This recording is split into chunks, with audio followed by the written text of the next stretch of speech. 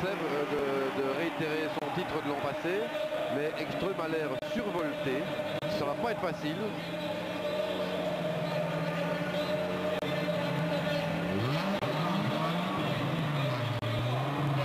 Alors, 1-0 pour Ekström.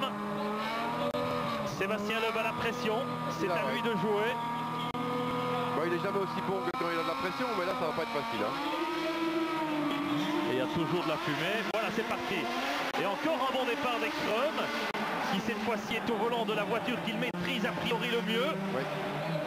Donc Sébastien Loeb a le doigt bleu foncé et le doigt bleu clair pour Ekström. On voit presque plus rien. Voilà Sébastien Loeb. On va faire le pointage intermédiaire, évidemment. On est tout au début de la course, tout est encore possible pour l'un comme pour l'autre. La Renault Mégane, fameuse bête de course également. Ça ne veut rien dire, on n'est même pas à la fin du premier tour. Ils sont très proches les uns des autres, ça c'est évident. Mathias Ekström n'a pas nécessairement l'avantage alors que l'illusion d'optique pourrait le laisser croire. Et cette voiture qui a toujours les tendances à bloquer les roues avant, on a vu là plusieurs fois, si on suit bien Loeb là tout à l'heure, la roue avant gauche qui était bloquée. Bon, je crois qu'il a, ça va être difficile pour Sébastien. Ekström a une sacrée avance. Hein. Oui, là il a pris, maintenant il a creusé le trou. Hein.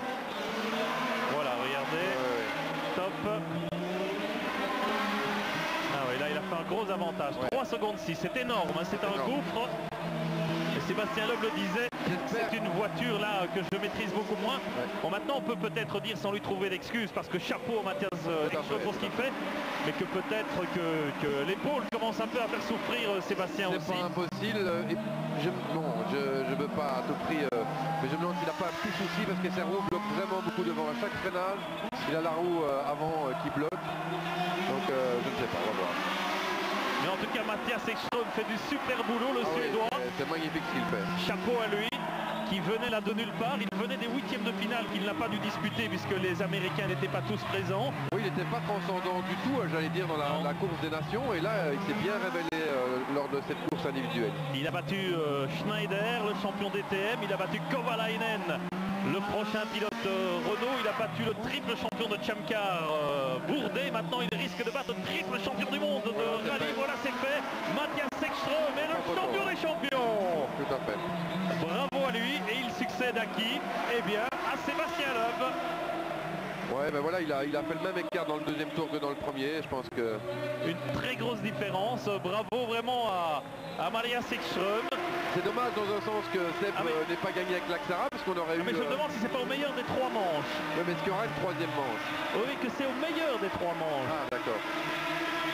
Ou bien non, ou bien c'est fini. Pour moi, c'est fini, c'est fini, parce que de toute façon, s'il y a 3 manches, et je croyais qu'il fallait en gagner 3, mais non. Donc je pense que la troisième aurait été la belle si Seb aurait gagné. Et bien voilà, donc c'est fait. Oui, quand on voit le cinéma que fait Mathias Ekström là, de manière bien sympathique, et bien qu'il est assuré d'être le champion des champions. Et le public applaudit chaleureusement Sébastien Loeb qui a été jusqu'en finale. Voilà, qui va être sûrement déçu, mais malgré tout, il n'a pas démérité. Il termine second, je dirais que c'est quand même pas un déshonneur. Non, pas du tout. Et regardez Ekström, il est où? Il est sur le pont, non pas d'Avignon, mais du Stade de France pour... Il est dans la fumée aussi, hein. Je sais pas ce qu'il a. Voilà, il monte sur sa voiture. Ah, il est content, hein. Décidément, ces Scandinaves sont de moins en moins froids, mais de plus en plus chauds. Bravo à lui.